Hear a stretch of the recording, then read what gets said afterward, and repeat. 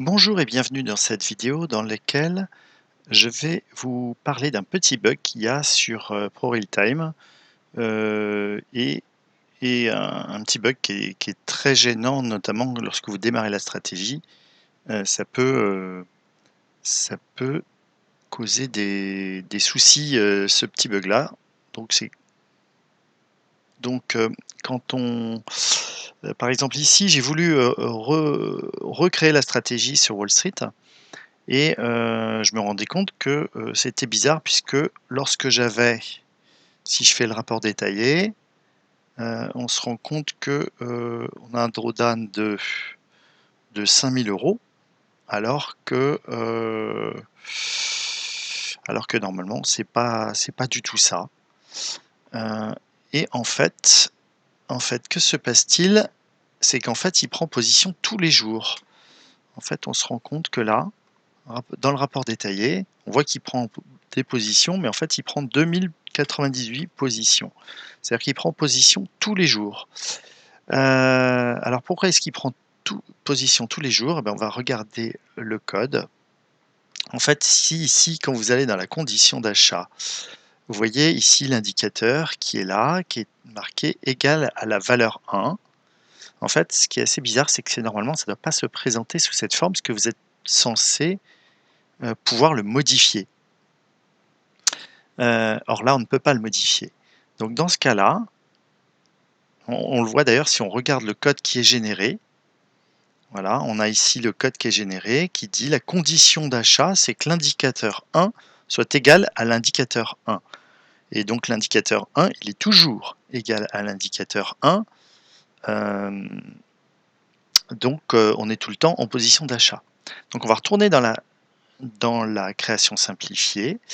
On va aller dans les conditions d'achat. Ce qu'on va faire, c'est qu'on va supprimer ça et on va ajouter l'indicateur égal à la valeur 1. On valide. Et là, si on regarde le code qui est généré, voilà, on a bien la condition d'achat qui est indicateur 1 égale 1. Donc on n'a pas besoin de modifier le code. Hein, et ici, si je fais modifier, voilà, je peux le modifier. Donc je ne sais pas pourquoi il y a ce bug parfois. Alors c'est peut-être parce que je pense que j'ai sauvegardé sur ma plateforme et je suis revenu après. Donc voilà, ça a fait ça. Donc sachez qu'il y a ce petit bug qui est très gênant, mais bon, enfin c'est très gênant si on sait pas quoi. Bon, après, une fois que votre stratégie sera démarrée, de toute façon, ça posera pas de problème. Donc là, on a la stratégie ici, la stratégie 56 qui est ici, où on voit qu'il y a des positions qui sont prises tous les jours. Voilà, et donc là, on va voir que ça va changer un petit peu. Alors cela dit, on peut voir que voilà, si on prend des positions tous les jours, on finit par être gagnant, mais en termes de frais, ça va pas être génial. Voilà, donc là, on voit qu'en prenant une position tous les jours, là, on prend plus une position tous les jours, on prend une position quand il y a le signal. Voilà, et donc on a une performance qui est tout à fait honorable. Voilà, avec 442 positions, dont 252 perdantes et 190 gagnantes. Voilà, et donc on voit une performance tout à fait honorable. Alors, ce dont je voulais vous parler également, c'est dans la première vidéo de Wall Street, je vous avais dit que dans vos conditions, vous mettiez un stop à 21 points. Voilà. Et donc en mettant un stop à 21 points, ça nous faisait une performance, ça nous faisait un algorithme qui sur 8 ans backtesté était rentable. Mais à partir de 2018, on va se rendre compte que ça commence à ne plus l'être. Voilà, on voit ici, en 2018, on est là. Hop, ici, on a un capital de 5550 et puis là, on voit qu'on a stagné. Donc, c'est pas super. on a stagné, voire même un peu régressé, enfin selon quand on a démarré. C'est-à-dire pour la personne qui a démarré ici, elle était à 5960. On est revenu à 5960 et puis on stagne. Donc ce qui veut dire quoi? Ça veut dire que 21 points, bah, ça fonctionne toujours, mais ça fonctionne quand même de moins en moins. Et on se rend compte que sur 8 ans, par rapport à, je mets un stop loss à 21 points et ici on ne met pas de stop loss, on a quand même une différence substantielle. Alors, je ne vais pas vous dire de ne pas mettre de stop loss. Par contre, le stop loss à 21 points, il est clairement trop court. Donc on va regarder ça, et on va regarder quel est le bon compromis à mettre pour avoir une performance correcte, mais constante, hein, puisque là on voit que on était ici à 6392 et on est passé à presque 8000, hein, donc ce qui fait en un an un peu plus de 1000 euros, donc c'est tout à fait correct. Et là, bah, on a fait 0, ce qui est pas correct. Enfin, bon, c'est bien, on n'a pas perdu grand-chose, mais on a perdu de l'argent qui était placé et qui dormait. Et ça, c'est moins bien. Donc, comment on va faire ça? On va regarder le rapport de, de cette stratégie, donc où on a ici, quand on est sans stop loss, on a un ratio gain-perte qui est très correct, et on a un taux de réussite qui est à 56%. Donc ce qui est quand même vachement plus sympa qu'ici. Ici, si on regarde le rapport, ben voilà, on réussit moins d'une fois sur 3. D'accord. On a un ratio qui est très correct, hein, donc c'est quand même intéressant, parce qu'on a des gros. En fait, on a des toutes petites pertes, mais on a des très très gros gains. Donc ce qui explique qu'on a un ratio similaire.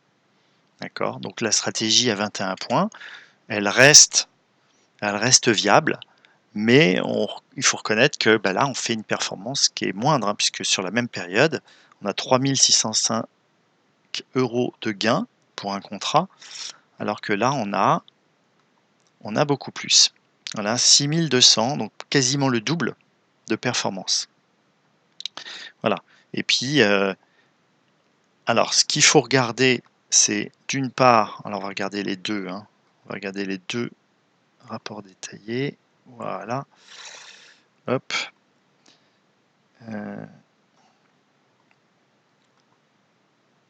Voilà, on va regarder les deux rapports. Donc on a celui-là qui a un taux de réussite de 56 et celui-là qui a un taux de réussite de 31. Donc celui-là, il a un meilleur ratio gain-perte. Et celui-là, par contre, il a une perte, bah forcément, puisqu'on a un stop loss, on n'a pas de stop loss, donc la plus grosse perte, elle est de 344. Donc comment on peut trouver le bon compromis entre ça, c'est-à-dire améliorer, bénéficier ici de la performance qui est quand même très sympa, puisqu'on on a quasiment le double de performance, hein, on a 180% et là on fait 311%.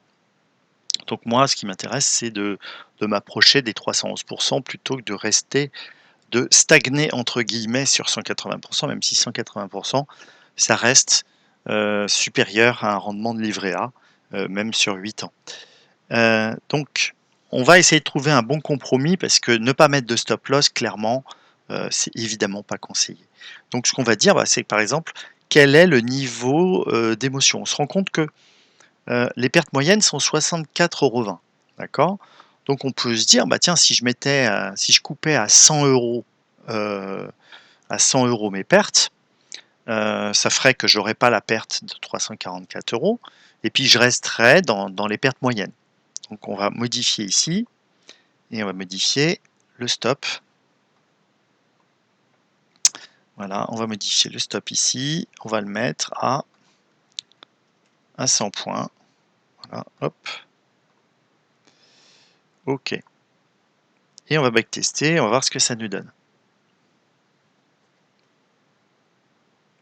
Donc on avait 8225 sans mettre de stop loss.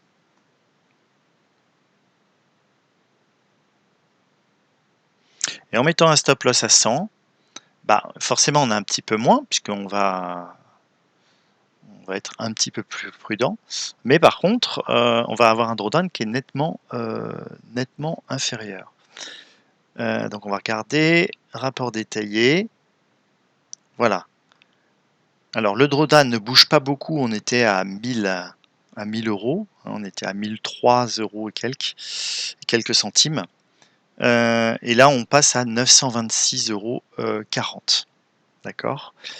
Donc avec une perte moyenne qui a quand même réduit considérablement, puisque bah, les 300 € qu'on a perdus à un moment donné se sont transformés en une perte de 100 €. Et on a la perte moyenne des positions qui est de 59 €. On a un ratio gain-perte qui est pas terrible, on est à 1,48, enfin pas terrible, c'est très correct, enfin qui est en tout cas inférieur à celui de 21. Ce qu'on risque est plus risqué avec 21. Voilà, donc on a un drawdown ici. Si on regarde la performance annuelle, c'est quand même très sympathique, hein, parce que ça fait pour un contrat, ça fait quand même plus de 1600 € sur 2019. Mais on va ajuster ça, on va modifier ici et par exemple, on va hop, alors on va modifier par exemple, stop limit et puis, bah, on va mettre par exemple 75.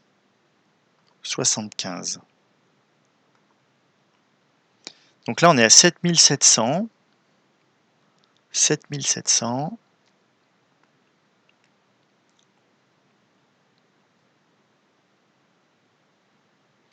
7734. Donc là, en réduisant un petit peu en réduisant, hop, voilà, 7000, donc on a baissé de 400 € en baissant le risque. Par contre, évidemment, on va avoir baissé également, voilà. Là, par contre, le drawdown, on a vu qu'en le passant de 300 à 100, il n'avait pas beaucoup bougé, puisqu'il est passé de 1000 à un peu plus de 900.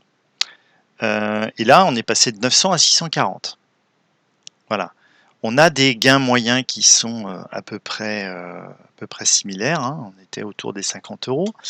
Et puis, on a une plus grosse perte qui est passée de 100 à 75. Et puis, on avait peut-être plusieurs pertes comme ça qui étaient autour des 100 €.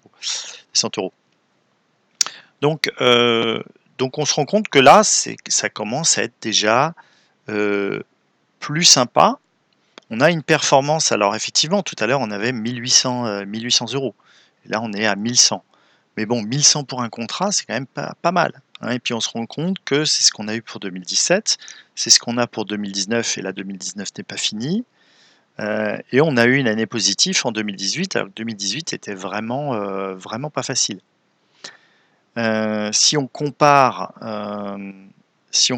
avec la stratégie à 21 points, hop, voilà. Si on la compare dans le rapport détaillé, hop.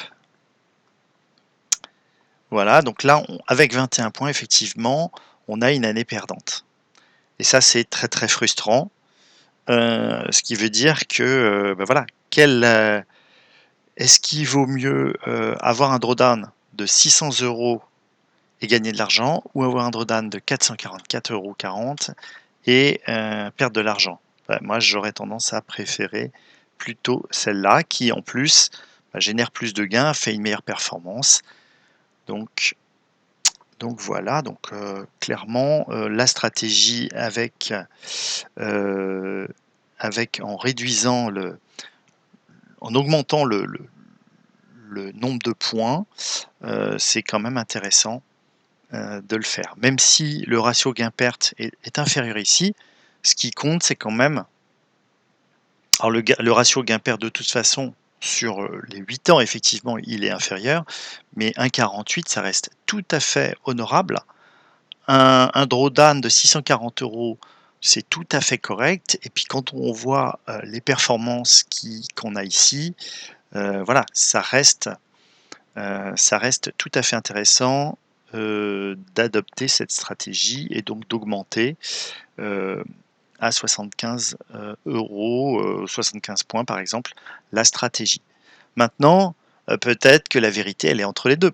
Peut-être que, ça va être plus intéressant, de se rapprocher de 75, ou enfin de se rapprocher de 100 ou de, ou de se rapprocher de 21 points.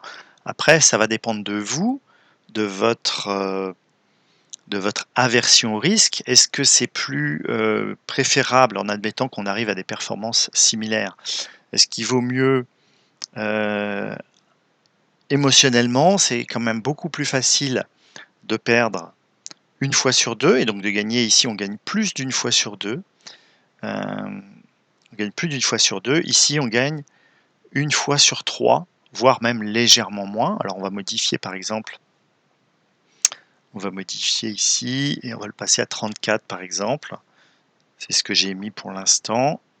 Hop, et qui permet d'augmenter, quand même pas mal, la performance. Donc là, on était à 5605 avec un capital de 2000 au départ. On est à 5605. En mettant à 34, on est à 5700, donc ça bouge pas beaucoup, si ce n'est que, on est performant et on reste au-dessus du tiers. Voilà, on reste au-dessus du tiers et on se rend compte que là, le drawdown, voilà, il est de 582 €. Il est de 582 € et si on compare, on est ici à 640 €. Bon, ben, là, ici, on a pour 60 € de plus, hein, pour 60 € de plus, c'est-à-dire, quasiment 2 pertes de 2 pertes de cette stratégie, heu, on a une performance qui nous permet, d'être supérieur, hein. On est à 1,48 au lieu de 1,44. On a une réussite qui est de 1/2, ce qui est donc, sur un plan émotionnel, beaucoup plus facile à accepter. Heu, voilà et dans une prochaine vidéo, je vais vous montrer comment on fait pour trouver, pour regarder un petit peu toutes les combinaisons et voir celle qui nous correspond le mieux. Voilà, à très bientôt pour une prochaine vidéo. Ciao, ciao!